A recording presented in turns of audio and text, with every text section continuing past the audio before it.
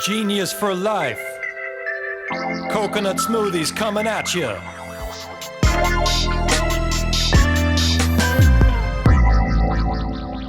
Hello there. Welcome to episode 76 of 15 Minutes of Genius. Getting closer to that 100, baby. Getting closer. So if you don't know, first time tuning in, we invite on investors, entrepreneurs, people of all walks of life that are in the CPG industry, consultants, people that connect investors with founders, which is this gentleman here today, what he's going to talk about. So a great program just to check in and learn about what's going on in the CPG space. Before rolling into our guest, big plug to Mark Nicholas, Mark N at ManhattanBeachStudios.net for all your editing desires. And also, our podcast is now being broadcasted on Spotify and also on the Apple podcast. Yeah, the Apple, not the one you eat, but the one that you go on and there's electronics and stuff. All right, so our guest, known him for, actually met him almost exactly, not exactly, but almost 4 years ago at NCN. This gentleman has a lot of notoriety in the CPG space. A lot of people know him. He created a brand called Brandjectory with the Litchfield Fund with Tom Malengo and Susan Bryington. He's a co-founder of Brandjectory. He's also the managing partner of the Movitz Group. Michael Movitz, quick intro on Brandjectory because I think this is very important. Brandjectory is a unique platform tailored to early stage CPG brands under $10 million in revenue and CPG investors to discover each other, connect, and build meaningful relationships. Michael, how's it going? Hey, Alex. Great to be with you. Absolutely. We were talking about also your shirt, the Co-op Grocers, really, really cool. We're actually presenting to them. Great account. So how do you know Co-op? Why are you wearing the shirt? I mean, I've been in the industry for philosophical reasons for 30 years. The Natural Co-op Grocers is, one of the foundational retailers in the industry. And I spoke at an event that they held, an internal event that they held, I think about 2 years ago. And this was one of my prized takeaways from the event, aside from all of the great conversations, of course. But, it's a great shirt, great feelings about the company.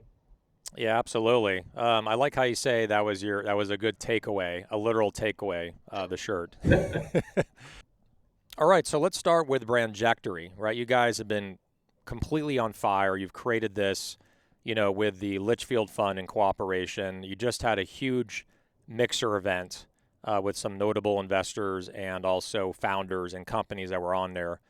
Tell us more about the event that just happened, this mixer, when is it going to happen again, and also really just the mission behind Brandjectory. And you guys seem to be growing, which is really impressive. So tell us more about the event and the company. Sure. Thank you. Well, the event that we held was back in the middle of June. We had over 100 people attending, which was a combination of founders and early stage investors. We had over 25 investors attending and started off with a town hall, a little panel that actually my co-founder Tom moderated. We had 6 investors answering questions about what it takes to build an investable business from an investor's perspective. And then after that session, we broke out into our signature small room group breakouts where an investor hosts a room and there's anywhere from 2 to 4 founders that get to talk with them and have a much more intimate conversation, follow on questions from the panel, as well as, just wherever the conversation takes them. So we're very excited about the fact that, this was our 4th event since we started doing them back in December of 2020. And like I said, we had over 100 attendees and the momentum is definitely building. We're definitely starting to, see much more awareness for the platform and excitement for it too, that's for sure.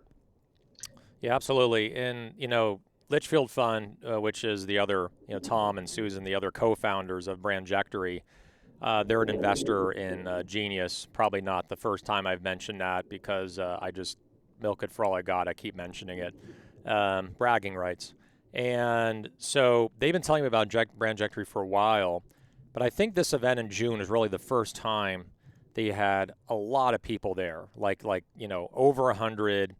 It was kind of like, just to me, like where the rubber really met the road. All this work that you guys have done to build the platform and putting in the money and generating awareness, I think is really finally paying off. So what's in it with all the brands that are watching? We know that investors love to be a part, offer guidance, potentially invest. What's in it for the company? What will they gain out of it? How likely is it that they can actually garner an investment through this platform? Like, what would you say is just the main mission behind Brandjectory? Like, what are entrepreneurs going to really get out of it by participating? Sure. I want to just take one quick step back and let you know that we have one other partner in the business, and that's JPG Resources. Both Jeff Grog, Glenn Papalardo, and Dean Sinclair, all partners at JPG. They work with myself and Tom, so the three of us together are equal partners.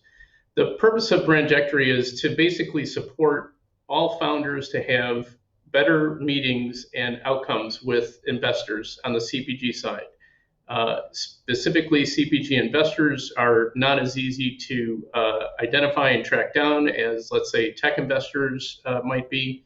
And so we heard for years that, from founders, one of the key pay points was trying to identify the right investors, who's a good fit, what do they want to hear, how do they keep them updated.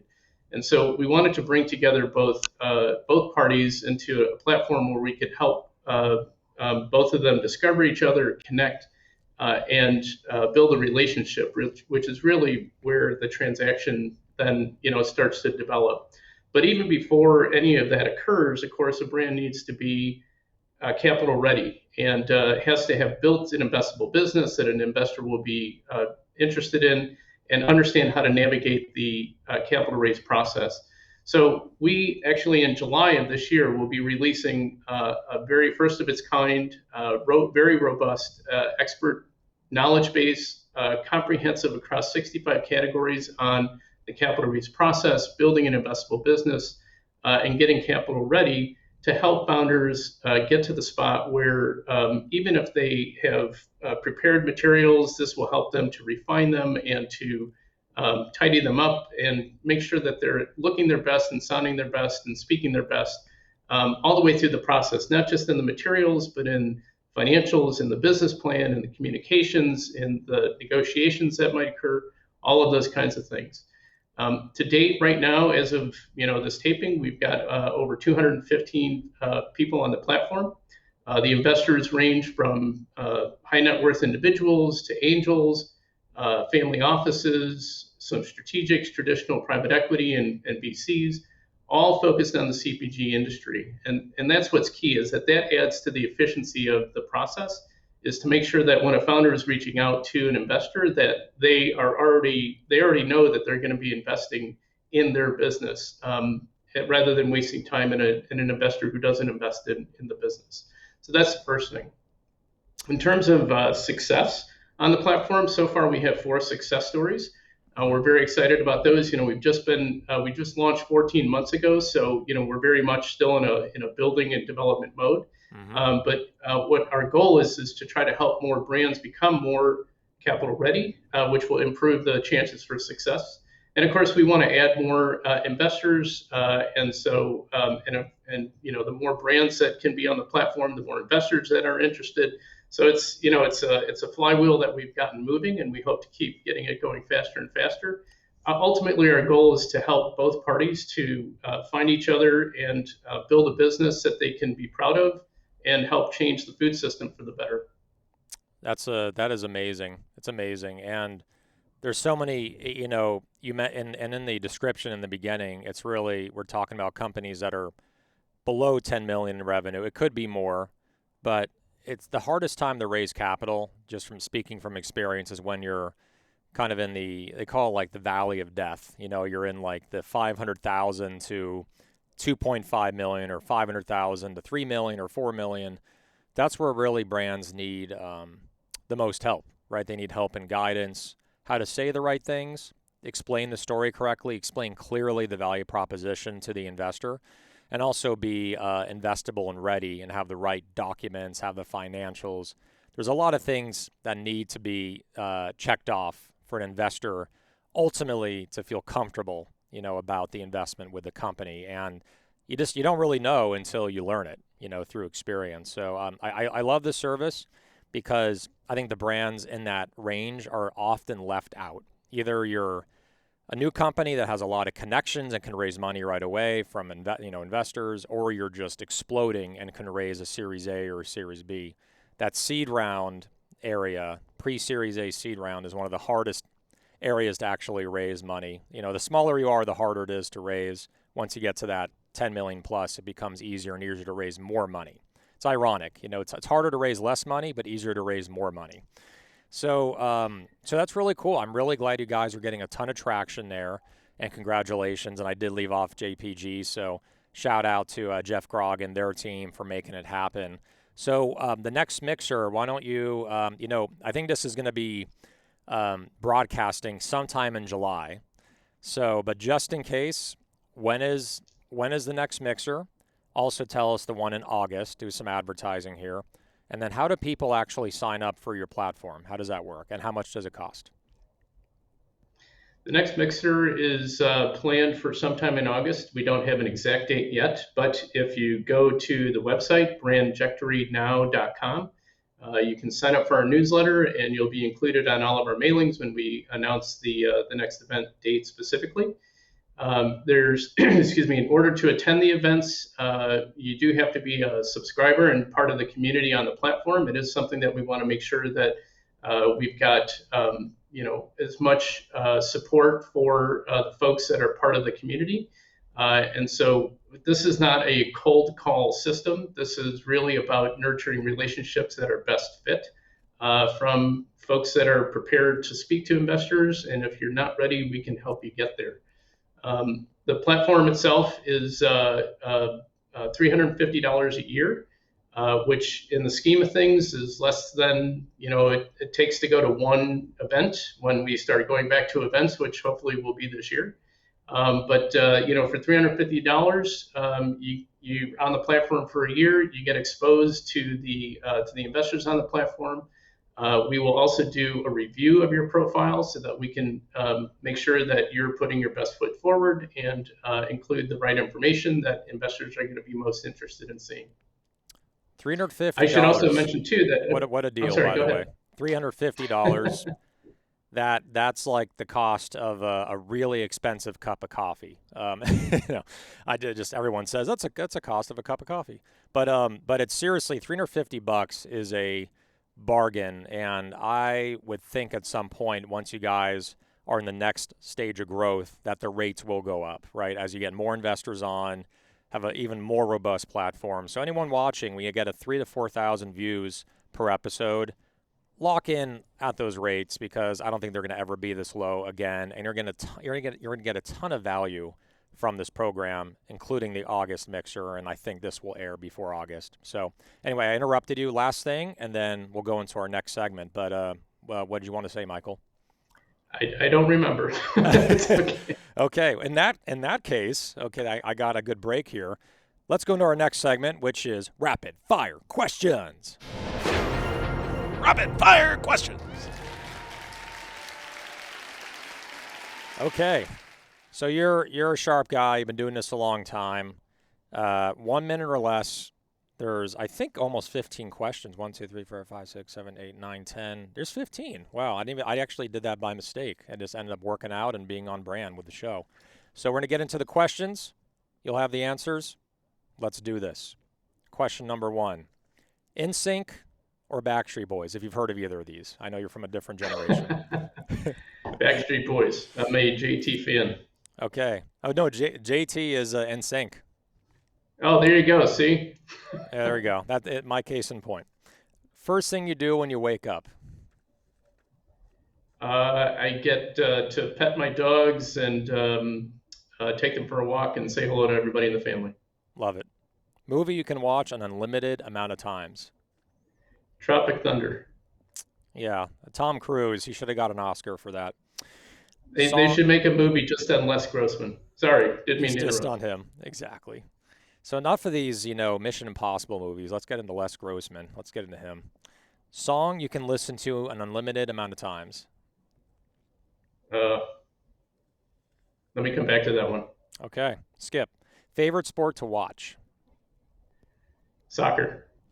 Zoom, Microsoft Teams, or Google Meet? Which one do you prefer? Google Meet. Yeah. And then, what is your spirit animal? Probably depends on the day. Sometimes it's a lion. Sometimes it's a dove. Okay, lion or dove. Two polar opposite. Love that. Multiple personality. I'm just kidding. All right, so window seat or an aisle seat on an airplane? Window. Peanut butter or almond butter, or neither? Peanut butter. Omnivore, flexitarian, vegetarian, or way far to the right or left, vegan? Omnivore. I always need help understanding the difference between flexitarian and omnivore. So I'm sticking with the legacy term. Omnivore, everything, like omniscient. Flexitarian, you kind of flex back and forth from vegetarian to meat, but you're having more lean meat, and you kind of go into the paleo diet. That's flexitarian. Yeah. So, or I just think flexitarian yoga. Someone who likes vegetables and meat. I guess I don't know. That didn't make sense. All right. So, cold weather or hot weather? Hot. LeBron James or MJ? MJ. Any day. Yeah, Chicago. Ginger or turmeric? Ginger.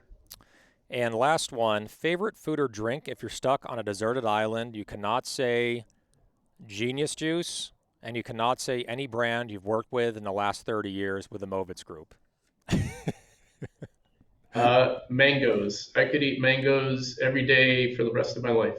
Ripe mangoes. Love that. And they're on islands, so it makes total sense. So there you go. So that is rapid fire questions with Michael Movitz, co-founder Brandjectory, along with JPG and the Litchfield Fund, and also the Movitz Group. Make sure to reach out to this guy. He's a freaking genius. Email, personal cell phone number. Just kidding. What is your email so people can get in touch with you? Michael at movitzgroup.com. Simple enough. All right. Well, thank you, Michael, for joining us. Glad we made this happen.